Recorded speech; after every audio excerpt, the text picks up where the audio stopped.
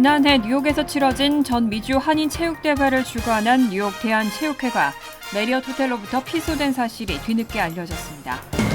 뉴욕시가 혼잡 통행료 프로그램을 이르면 오는 6월 중순부터 시행하겠다는 일정을 공개했습니다. 트럼프 전 대통령의 대선 출마 자격 문제를 두고 연방 대법원의 심리가 오늘 시작됐습니다. 맥도날드 측이 최근 가격 인상에 따른 소비자들의 가성비 인식 하락을 언급하고 일부 메뉴의 가격을 인하하겠다고 밝혔습니다. 이번 주 기온이 큰 폭으로 오르면서 주말까지 봄 날씨가 이어지겠습니다. 이상은 이 시각 주요 뉴스입니다. 시청자 여러분 안녕하십니까? KBN 뉴스입니다. 지난해 뉴욕에서 치러진 전 미주 한인체육대회를 주관한 뉴욕 대한체육회가 메리엇 호텔로부터 피소된 사실이 뒤늦게 알려졌습니다.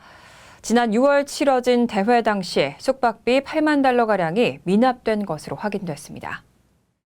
뉴욕주 법원에 따르면 롱아일랜드 메리엇 호텔을 소유하고 있는 로얄블루 호스피탈리티 LLC사는 지난해 10월 31일 뉴욕주 법원에 미주 체전 당시 참가자들의 숙소로 사용된 유니언데일 소재 메리엇 호텔의 미납 숙박료 $76,835 8센트에 대해 뉴욕 대한체육회를 상대로 소송을 제기했습니다. 호텔 측은 체전 기간인 6월 23일과 24일 양일간 1인당 숙박비 $249짜리 객실 100개를 대여하는 계약을 메리엇 호텔과 체결하고 미주 체전이 종료된 후 수개월이 지나도록 조직위로부터 숙박비 지급이 이뤄지지 않아 불가피하게 이번 소송을 제기하게 됐다고 설명했습니다. 이에 대해 뉴욕 대한체육회는 공식적인 답변을 내놓지 않고 있습니다. 체육회 곽우천 회장은 현재 한국 방문 중으로 최근 체육회 재정 상태를 이유로 숙박비를 지급하지 못했다며 문제 해결을 위해 노력 중이라고 밝힌 것으로 알려졌습니다. 한편 뉴욕 체육회는 체전이 끝난 지 7개월이 지났지만 구체적인 재정 내역을 공개하지 않고 있습니다. 메인 스폰서를 맡은 키스사가 $500,000 이상을 기부하는 등 적지 않은 기부가 이어졌지만 정확한 수입과 지출 내역을 밝히지 않고 있어 체육회 운영에 대한 지적이 잇따르고 있습니다.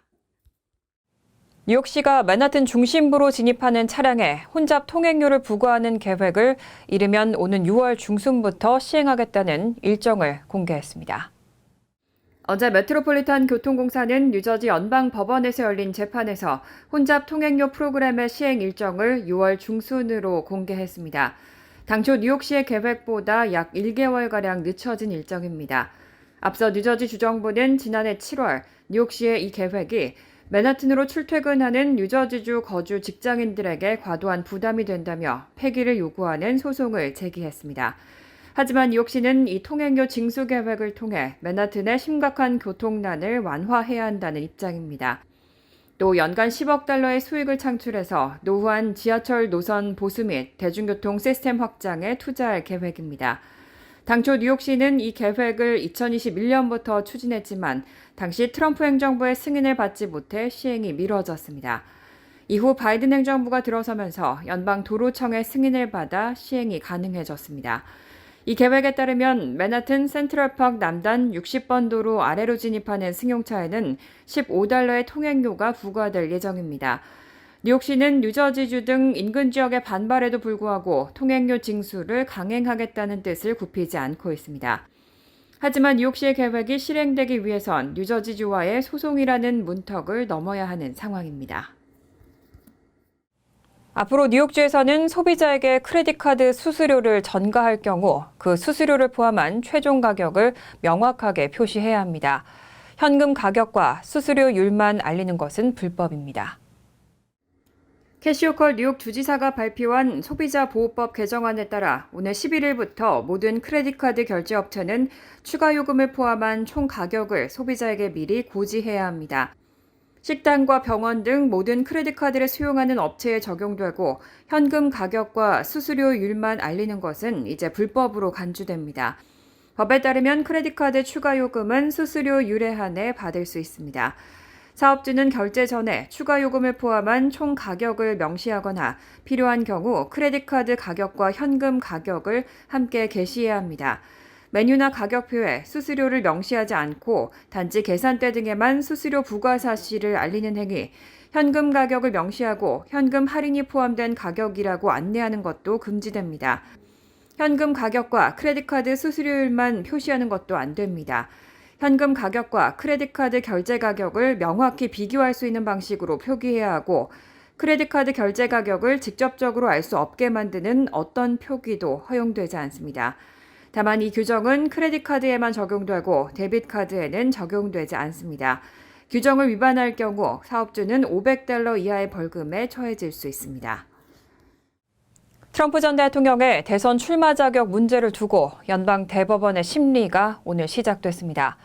공화당 유력 대선 주자인 트럼프 전 대통령과 민주당 소속 바이든 대통령과의 재대결이 확실시되고 있기 때문에 이번 심리에 정치권과 온 국민의 관심이 집중됐습니다.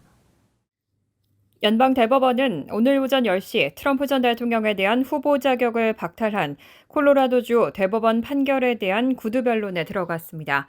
80분 정도 이어진 이번 변론의 핵심은 수정헌법 14조 3항을 대선 후보인 트럼프 전 대통령에게 적용할 수 있느냐 여부입니다.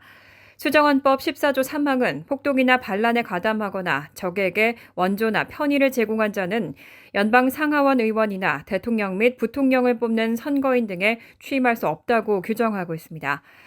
앞서 콜로라도주 대법원은 지난해 12월 16 의사당 폭동 사태와 관련 트럼프 전 대통령이 내란을 선동했다고 보고 수정헌법 14조 3항을 적용해 콜로라도주에서 트럼프 전 대통령의 대선 후보 자격을 박탈했습니다.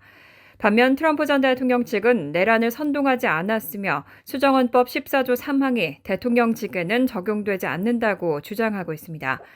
연방 대법원은 심리 뒤에 트럼프 전 대통령의 손을 들어주거나 콜로라도주의 판단을 인용하는 결정을 내릴 수 있습니다. 또 결정 자체를 의회에 넘기는 방식으로 판단을 보류할 가능성도 있습니다. 연방 대법원은 신속하게 심리를 진행한다는 방침입니다. 최근 주거용 임대 부동산 시장이 양극화되고 있습니다.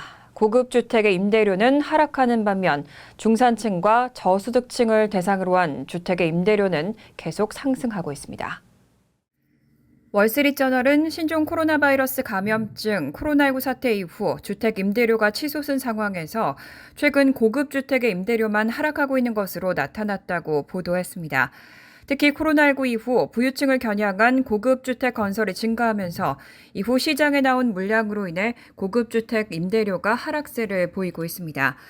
예를 들어 캘리포니아의 실리콘밸리를 떠난 IT 업체들의 새로운 본거지로 인기를 끌고 있는 텍사스 오스틴에서는 고급 주택의 월 임대료가 월 $5,000에서 $8,000 수준이었던 것이 20% 가까이 떨어졌습니다. 시카고에서는 신축 고급 아파트 개발업자들이 세입자 유치를 위해 계약 시 일정 기간 임대료 면제 혜택을 제공하고 있습니다. 비중이 큰 고급 주택 임대료가 떨어지면서 지난해 미국 전체 주택 임대료 상승률은 0.3%에 그친 것으로 나타났습니다. 2010년 이후 가장 낮은 인상폭입니다. 하지만 중산층이나 저소득층을 대상으로 한 주택의 임대료는 여전히 높은 상승률을 보이고 있어 이들에게는 상당한 부담이 되고 있습니다. 부동산 정보업체 야디에 따르면 지난해 12월 중산층과 저소득층 대상 주택의 임대료는 전년 동기에 비해 2% 상승했습니다. 이런 현상은 부동산 개발업자들이 중산층과 저소득층 대상 임대주택보다는 부유층 대상 고급주택 건설에 더 관심을 보이고 있기 때문입니다. 결과적으로 중산층과 저소득층 대상 임대주택의 공급은 수요를 따라가지 못하고 있는 상황이 발생하고 있습니다. 미국 정부의 재정 적자가 향후 10년간 66% 증가해 2조 6천억 달러에 달할 것이라는 경고가 나왔습니다. 의회 예산국은 정부의 재정 적자가 올해 1조 6천억 달러에서 10년 후 2034년 2조 6천억 달러로 66%가량 급증할 것이라고 전망했습니다. 의회 예산국은 또 미국 국내 총생산 대비 재정 적자 비율이 현재의 5.6%에서 10년 후인 2034년에는 6.1%로 상승하고 2025년 공공부채가 GDP의 100%를 넘어서고 2034년에는 GDP의 116%에 이를 것으로 예상했습니다. 팬데믹 기간 동안 국가 경제를 부양하기 위해서 막대한 재정 지출을 감행한 결과로 분석됩니다. 이와 관련해 신용평가사 피치는 지난 8월 미국의 국가 신용 등급을 AAA에서 AA+로 하향 조정했습니다.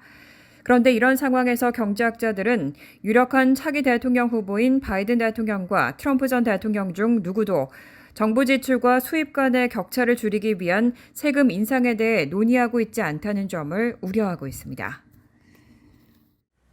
요즘 집밥보다 맥도날드 버거가 비싸다는 말이 종종 나올 정도로 맥도날드 가격이 많이 올랐는데요. 맥도날드 CEO가 일부 메뉴 가격을 인하하겠다고 발표했습니다. 맥도날드 CEO 크리스 캠프친스키는 최근 가격 인상에 따른 소비자들의 가성비 인식 하락을 언급하고 일부 메뉴의 가격을 인하하겠다고 예고했습니다. 지난해 미국의 소비자 물가 지수는 전년 대비 1.3% 상승에 그쳤지만 외식 물가는 5.2%로 급등했습니다. 이런 가운데 맥도날드도 그동안 가격 상승 정책을 강행해 왔습니다. 최근 소셜미디어에서도 맥도날드 제품의 높은 가격이 여러 차례 화제가 됐습니다. 커네티컷주의 한 맥도날드는 빅맥 하나에 $18에 팔아 틱톡에서 논란이 일었고 또 일부 지역에서는 해시브라운 단품에 $3 이상을 청구하기도 했습니다. 때문에 이런 가격 인상 정책이 매출 감소로 이어졌다는 분석이 나왔습니다. 캠프친스키 CEO는 지난 5일 미국 매장에서 지난해 4분기 매출이 예상치를 밑돌았다며 소비자들이 맥도날드의 가성비가 떨어진다고 인식한 데 따른 것이라고 설명했습니다. 특히 연소득 $45,000 이하 고객들의 수요가 감소했습니다. 이에 맥도날드는 소비자에게 합리적인 가격으로 음식을 제공하겠다는 약속을 전했습니다. 다만 가격 인하의 시기나 규모는 아직 언급되지 않았습니다. 지난주 그라운드호그 데이에서 올해 봄은 평년보다 빨리 올 것 같다는 예측이 나왔죠. 이번 주 기온이 큰 폭으로 오르면서 주말까지 봄 날씨가 이어지겠습니다. 기상청은 앞으로 일주일 동안 뉴욕 일원에 예년 기온을 훨씬 웃도는 따뜻한 날씨를 예보했습니다. 이번 주말에는 기온이 화씨 60도에 육박하는 봄 날씨가 예상됩니다. 뉴욕 지역의 오늘 낮 최고 기온은 화씨 52도, 오전부터 50도를 넘는 체감온도로 하루 종일 포근한 날씨를 보였습니다. 내일도 낮 최고 기온 56도, 최저 기온은 46도가 예보돼 있습니다. 주말에는 기온이 더 올라갑니다. 토요일 낮 기온은 화씨 60도에 육박할 것으로 보입니다. 다만 오후에 지역에 따라 소나기가 내릴 것으로 보입니다. 기상청은 아직 겨울이 한 달 이상 남아있으며 다음 주 월요일부터는 기온이 다시 내려간다고 예보했습니다. 월요일 최고 기온은 45도로 예년 기온을 웃돌지만 다음 주 후반에는 아침 최저 기온이 영하권으로 추운 날씨가 예상됩니다. 간추린 소식입니다. 재무부는 어제 발표한 2024 자금 세탁 및 테러 자금 조달, 확산 금융에 대한 국가별 리스크 평가 보고서에서 북한이 핵을 비롯한 대량 살상무기 개발 자금을 조달하기 위해 다양한 정보기술을 동원하고 있다고 밝혔습니다. 재무부는 검토 기간 동안 러시아와 북한, 이란, 중국, 시리아, 파키스탄 등의 국가들은 대량 살상무기 개발에 자금을 조달하기 위해 미국 및 동맹국들의 금융 시스템에 막대한 피해를 줬다고 지적했습니다. 또 2022년 이후 수집된 데이터에 따르면 러시아와 북한은 가장 큰 리스크를 보이는 국가들이고 불법 조달 및 수익 창출을 하기 위해 해킹과 허위 정보 생산도 서슴지 않고 있다고 설명했습니다. 노동부는 지난주 신규 실업수당 청구 건수가 한 주 전보다 9천 건 감소한 21만 8천 건으로 집계됐다고 오늘 발표했습니다. 월스트리트저널이 집계한 전문가 전망치에 22만 건에 거의 부합하는 수치입니다. 신규 실업수당 청구 건수는 지난해 7월 이후 감소세를 보이다가 지난해 9월 중순 이후 20만 건 초반에서 등락을 거듭하고 있습니다. 최소 2주 이상 실업수당을 신청하는 계속 실업수당 청구 건수는 1월 21일부터 27일 주간 187만 1000건으로 한 주 전보다 2만 3천 건 감소했습니다. 기존 실직자 가운데 일자리를 새로 구한 사람들이 늘었음을 시사합니다. 계속 실업수당 청구는 지난해 10월 들어 상승세를 보이다가 11월 하순 이후 180만 명대에 머무르고 있습니다. 어제 캐런 베스 LA 시장이 오는 3월 1일부터 LA 경찰국을 이끌 임시경찰국장에 한국계 도미닉 최 수석 부국장을 임명한다고 밝혔습니다. 베스 시장은 기자회견에서 최 신임 임시국장에 대해 한국인 이민자의 아들로 LA에서 태어났다며 58번째 LA 경찰국장일 뿐만 아니라 최초 아시아계 미국인으로서 이 직책을 맡는 역사를 쓰게 될 것이라고 말했습니다. 도미닉 최 국장은 협력하는 리더로서 함께 앞으로 나아가고 공공안전을 강화하는 데 집중하도록 노력하겠다며 LA 경찰 소장이 된 소감을 밝혔습니다. 도미닉 최는 정식 국장 선임까지 약 6에서 9개월간 한시적으로 직을 수행하게 됩니다. 연방이민세관 단속국의 학생 및 교환 방문자 관리 시스템 통계에 따르면 지난 1월 전국 한인 유학생은 46,534명으로 1년 전인 2023년 1월에 47,682명과 비교해 1,148명, 비율로는 2.4% 줄었습니다. 팬데믹 전 2019년과 비교하면 더 큰 차이입니다. 2019년 5월 62,207명에 비해서는 25.2% 감소했습니다. 한인 유학생 수는 지난 2008년 11만 명으로 최다 수치를 보였지만 2013년부터 지속적인 감소세가 나타났고 코로나19 팬데믹이 닥치며 급격히 줄어들었습니다. 이후 소폭 증감을 반복했지만 눈에 띄는 회복세는 없는 상태로 이제는 5만 명 선을 회복하기도 힘들 것이라는 전망도 나옵니다. 주별로는 캘리포니아가 8,304명으로 가장 많았고 뉴욕 6,585명, 매사추세츠 2,978명 순입니다. 환율과 증권 소식입니다.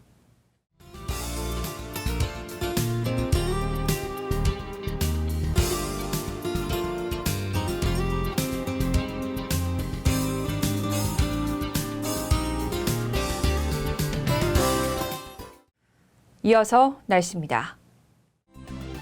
금요일은 화창하겠습니다. 낮 최고 기온은 49도, 섭씨 9도, 밤 최저 기온은 41도, 섭씨 5도로 예상됩니다. 토요일은 구름이 많겠고 곳에 따라 한때 소나기 내릴 가능성이 있습니다. 일요일은 대체로 화창하겠습니다. 이상으로 KBN 뉴스를 마칩니다. KBN과 함께 즐거운 저녁 되시기 바랍니다. 미 동부 최대 한인방송 KBN이 제작하는 KBN 뉴스는 웹사이트 mykbn.com 그리고 유튜브와 페이스북에서 다시 보실 수 있습니다. 좋아요, 구독, 알림 설정은 뉴스 제작에 큰 도움이 됩니다.